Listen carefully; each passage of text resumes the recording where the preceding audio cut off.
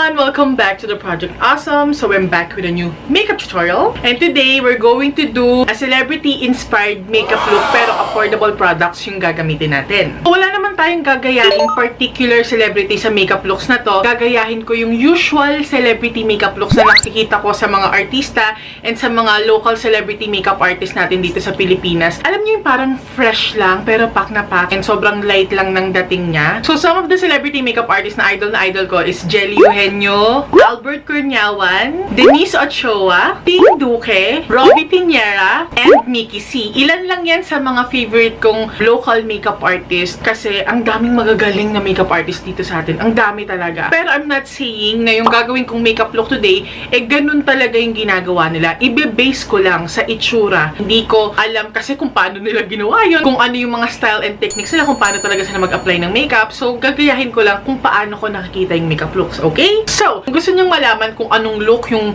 magagawa ko using these affordable makeup products, then please keep on watching.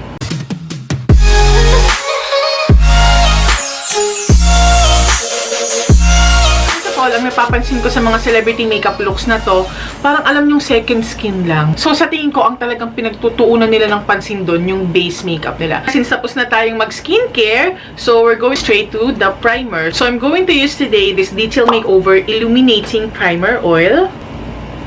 Wow! Ayun ko pa lang siyang gagamitin. Marami nagsasabing ang ganda daw nitong primer na to. And kahit na primer oil siya, hindi siya yung oily and greasy. So the next step is optional. Pero gusto ko lang kasi yung parang glowy and illuminating nga yung skin. Kasi ganun usually nakikita ko sa mga celebrities na mga makeup looks nila. So I'm going to use this Colorette Shimmer Tint. Basically, ilalagay ko lang sila sa highest points ng face. Like here, sa bridge ng nose. Dito. And dito sa may noo. And maganda yung effect niya, guys, pag nalagay mo na yung foundation sa ibabaw. And we're just going to blend that using this foundation brush. Nakita ko tong technique na to kay Nikki Tutorials. As in, ginawa niyang primer base yung liquid highlighter. Pero kung malaki yung pores nyo, siguro hindi para sa inyo yung technique na to kasi baka ma-emphasize maigi yung pores nyo. Okay, sa foundation, ang gagamitin ko yung LA Girl Pro Coverage HD High Definition Longwear Illuminating Foundation and I'm in the shade Fair. I'm just going to use my Miss Bella sponge na sobrang loved na. Just going to apply that all over my face. Maganda daw coverage nito eh. Parang maputi sa akin. Anyway, we're going to work on it na lang para ma-adjust siya sa aking skin tone. Okay, so medyo nahirapan akong gamitin yung sponge na i-blend yung foundation na to sa ibang part. So, I ended up using my Silene buffing brush. Nakasama siya sa isang set ng Silene brush, pero ang ganda ng buffing brush na to. Ang ganda niya talaga for foundation. Okay, for concealer, ang gagamitin ko itong Dasem Cover Perfection Tip Concealer. This is a Korean brand, pero wag kayong mag-alala. Affordable pa rin naman sila. Yung 02 para dun sa mga blemishes ko. And then yung 1.5 yung pang-highlight ko ng under eye area ko. So, 1.5 muna tayo para matago ang puyat na mula sa kahapon. Kung may naririnig kayong classical music, tatay ko yun. Namana ko talaga sa magulang ko yung pagiging music lover. Now, I'm going to use the shade 02 para sa mga blemishes ko. Kasi ito talaga yung parang match sa skin tone ko. Then, taking my sponge again. Just blending that concealer.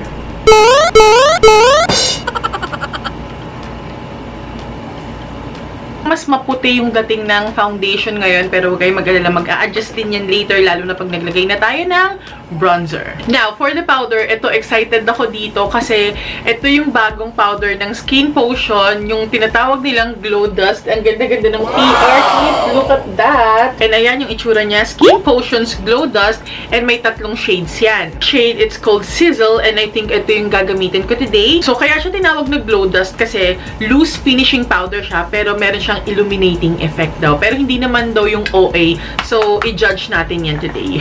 Just going to get a little dun sa cap. Oh my gosh, may illuminating effect nga, friends. Hala siya. Ano yung glow na yan na nakikita ko? Oh my goodness. Oh my God, illuminating skin mo. Ganda ng powder. Oh my gosh. I love it. Uso rin ngayon yung bushy brows na naka-brush lang. Pero since I don't have bushy brows, gagawin ko na lang kung ano yung pwede kong magawa sa kilay ko na natural yung dating niya. I'm going to use products from Detail Makeover. Ayan, meron akong pencil, meron akong eyebrow powder, and meron din akong eyebrow mascara nila. So siguro, mostly gagamitin ko lang yung eyebrow powder. Meron na siyang kasamang brush, yung angle, tsaka ewan ko kung bakit ganito, bakit may sponge. Kasi pwede din siyang eyeshadow, pero nahin ko muna dito. Oh! Wow! Kinda dark. Kala ko naman light lang siya. Look, pero okay lang. Pero dyan lang yan sa outer part, sige. Para ma-define lang niya yung tail ng kilay ko. Pero in fairness, Detail Makeover, na-underestimate ko yung eyebrow powder nila. Ang pigmented pala. Yung lightest. Ano na nangyari? Don't worry, we're going to blend that. Ayan, pwede palang pambura yung sponge. Meron na siyang use. Blonde yung hair ko, tapos dark yung nagamit ko. Sorry guys. Ang galing, may gamit yung sponge. There's another technique na na-discover ko And then I'm just going to set that using this Detail Makeover Make Brow Mascara. Against the grain muna, and then tsaka nyo lang ibalik yung buhok sa dati nilang pwesto. Tapos pataas yung brush kasi ganyan yung mga usong ang looks ngayon ng mga kilay ng mga celebrity. Wala akong other affordable eyebrow mascara kasi na light na pwedeng-pwede sa blonde.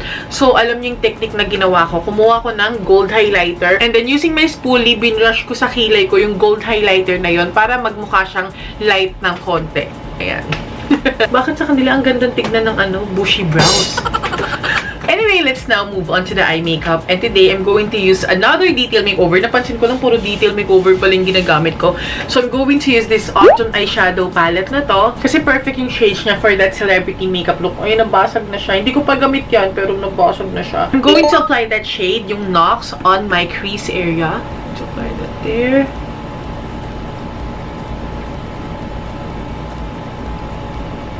Next, we're going to apply the shade Harkin. And I'm going to apply that as well on the crease area, pero mas mababa na ng konti. Mas pinofocus ko yung shade na to na Harkin dun sa may socket or dun sa lubog ng mata. And then take that flat blending brush again and i-blend nyo lang yung edges.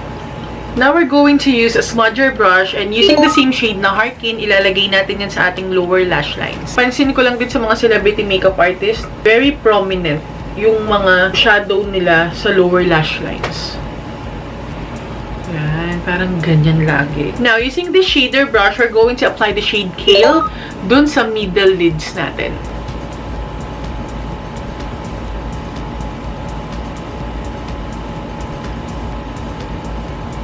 And then take your fluffy blending brush na ginamit nyo kanina and then just blend the edges. Hindi ako gagamit ng liquid or cream or gel eyeliner. Ang gagamitin ko pa rin eyeshadow pero yung darker shade naman. So, we're going to use the shade Opal. And ang ipang-a-apply ko, something denser. Pwedeng smudger brush or pwedeng angled brush na kagaya nito. Basta yung medyo matigas siya. I'm going to apply that shade on my upper lash line.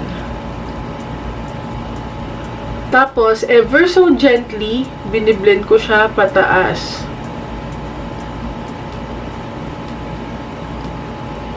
Next, I'm just going to highlight the inner corners using that shade Rye. I'm just using a pencil brush. Lagay ko lang yan sa ating inner corners. Kasi kahit simple lang yung eye makeup na ginagawa ng mga celebrity makeup artists sa mga celebrities, pero nag-highlight pa rin naman sila ng inner corners. Ito! Okay, not too much. Baka masobrahan ako sa highlight. Oh my gosh. So, next step is curling the lashes and applying mascara. And I'm going to use this new Detail Makeover na naman. So, I'm going to use the Detail Makeover Lash Line Waterproof Mascara. Bagong product nila to. Ang ganda. Na-roll-test ko na siya. Walang smudge, walang kalat, walang hulas. Ganda siya talaga.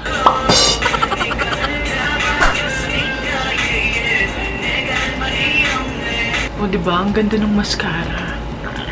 Kapag nalagyan ng mascara yung balat nyo, hintayin nyo munang matuyo bago nyo linisin para hindi siya kumalat. So, meron siyang dumikit sa mga lower lash line ko, pero later na natin yan sa finishing touches tatanggalin. So, kahit simple lang yung mga eye makeup na ginagawa sa mga celebrity minsan, pero bongga pa rin sila sa lashes. So, I'm going to use this Bokto 3D False Eyelashes and this is in the code 3D02. Mura lang siya, pero ginagamit din to ng mga celebrity makeup artists, sa mga celebrities.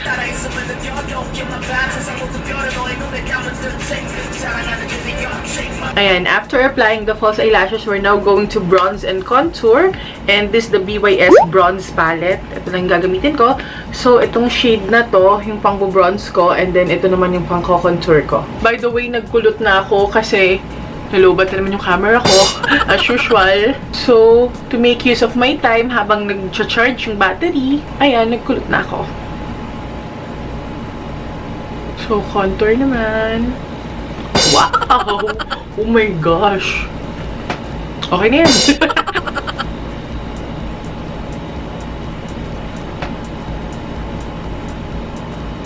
Alright, so for the blush, I'm going to use my favorite Essence Silky Touch blush. And this in the shade Natural Beauty. Just using this dual fiber brush to apply that. And now, for the highlighter, I'm going to use this EB Advanced Glow Out Highlighter. And this in the shade Strobe. Okay, sana tong highlighter na to talaga. Okay naman siya, kaso medyo malalaki lang yung chunks niya. Pero okay lang, we can still work on that. Oh, diba? Sabi sa inyo, okay naman siya eh. We're all about that glow, baby. Ay, celebrity nga. Oo, celebrity. Sana naglalagay din ako dito sa may taas ng kilay para may glow din dyan. And then, also on the chin area and on the cupid's bow. On the nose bridge, of course.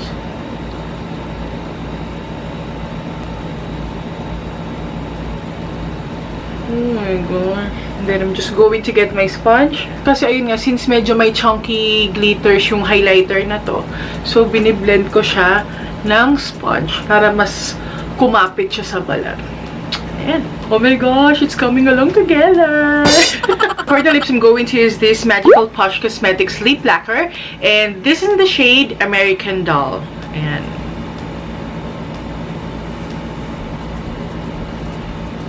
Oh my gosh, ang ganda. Sobrang love ko tong Magical Posh Cosmetics na matte lip lacquer na to kasi meron siyang minty effect, meron siyang cooling sensation. Ang saya. Alam niyo naman kung gaano ka-addict sa mga minty cooling sensation na yan, di ba? Ganda. Oh my gosh, ang ganda ng color. And then, using my fingers, I'm just going to pat that para mas maganda lang yung kapit niya sa lips. And then, lastly, we're going to apply this Caroline Lip Gloss. Yes, Caroline Lip Gloss. And this is in the shade 09. Para yung hindi siya masyadong matte. Oh, ngayon ko lang na-try itong Caroline lip gloss na to. Guys, parang lasang fruity. Parang may pagkalasang watermelon. Tapos, nag-mix pa siya dun sa minty effect nung Magical Posh Cosmetics na matte lip lacquer. Parang very sweet and fruity nung nasa lips ko ngayon. Again, using my fingers. And we're done! Wow, celebrity nga. Talagang sinadya akong mag-blonde hair for this makeup tutorial. I will love you better.